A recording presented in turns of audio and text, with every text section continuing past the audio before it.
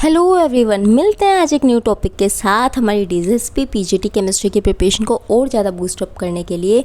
बच्चों, आपका एग्ज़ाम सितंबर या अक्टूबर के नियर बाय कभी भी हो सकता है, मे भी अगस्त में भी हो सकता है। ठीक है, आपको क्या करना है, आपको अपने कंसेप्ट्स को बार बार रिवाइज़ करना है, टॉपिक्स को बार बार अच्छे से रिवाइज़ करना है, उससे रिलेटेड पीवाईक्यूज़ जो है वो करने हैं। आपको टेस्ट सीरीज़ लगानी है ताकि आपको आइडिया हो सके कि आपके कितने क्वेश्चंस जो है वो अटैम्प्ट हो पा रहे हैं, कि आप पेपर में कितना अटैम्प्ट कर पाएंगे। ठीक है, और पीवाईक्यू की प्रैक्टिस बहुत ज़्यादा ज़रूरी है। ये नहीं है आपने एक बार पीवाईक्यू कर लिया दैट सफिशिएंट, इतना सफिशिएंट नहीं होता उस पीवाईक्यू की, बार बार प्रैक्टिस करना ज़रूरी है।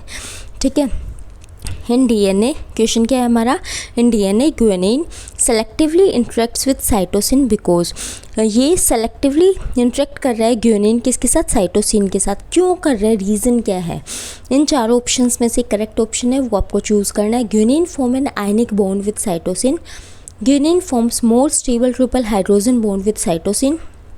Guanine does not form hydrogen bond with cytosine and guanine forms only one hydrogen bond with cytosine. ठीक है, तो इसमें आंसर क्या आएगा बच्चों, जो ग्यूनिन होता है उसके पास क्या होता है, 2 नाइट्रोजन एटम होते हैं और 1 ऑक्सीजन एटम होता है, और जो क्या करते हैं, हाइड्रोजन बॉन्डिंग बनाने में हेल्प करता है। हाइड्रोजन बॉन्ड्स क्या होते हैं बच्चों, एक मोर इलेक्ट्रोनेगेटिव एटम जो है एक लेस इलेक्ट्रोनेगेटिव एटम के साथ बॉन्ड बनाता है, उसे हम क्या बोलते हैं, उसे ही हम हाइड्रोजन बॉन्ड्स बोलते हैं। ठीक है, हाइड्रोजन बनाता है। ठीक है, bond. So 3 bonds occurs between these basis, in basis के बीच में क्या है, 3 हाइड्रोजन बॉन्ड जो है हमारे बनेंगे। इस हाइड्रोजन जो है वो मोर इलेक्ट्रोनेगेटिव एटम के साथ बॉन्ड बनाता है, सिंपली इतना सा है बस। ठीक है, तो इसके अंदर अगर हम इसका डायग्राम देखें तो डायग्राम कैसे होगा बच्चों, आपका ये डायग्राम रहेगा, एक साइड साइटोसिन है, एक साइड क्या है, ग्यूनिन है। तो साइटोसिन में क्या है, आपके पास 6 मेंबर्ड रिंग है।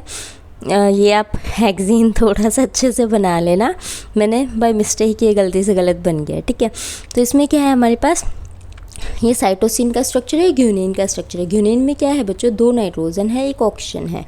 तो हाइड्रोजन बॉन्ड बनाने के लिए हमें एक हाइड्रोजन की ज़रूरत होती है, एक मोर इलेक्ट्रोनेगेटिव एटम की ज़रूरत होती है। तो इसमें क्या है हमारे पास, ऑक्सीजन जो है वो इसके NH2 के साथ हाइड्रोजन के साथ बॉन्ड बना रहा है, इसका हाइड्रोजन जो है वो इसके नाइट्रोजन के साथ बॉन्ड बना रहा है, और इस N का हाइड्रोजन जो है उस ऑक्सीजन के साथ बॉन्ड बना रहा है।